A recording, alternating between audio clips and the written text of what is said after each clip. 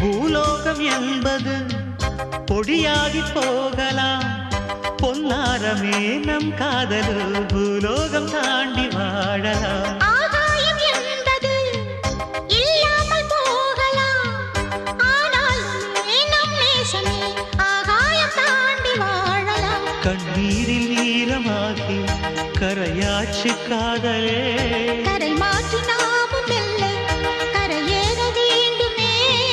நாளை வரும் காலம் நம்மை கொண்டாடுமே. தாஜ்மஹால் தேவையில்லை அன்னமே அன்னமே, காடுமலை நதிகள் எல்லாம்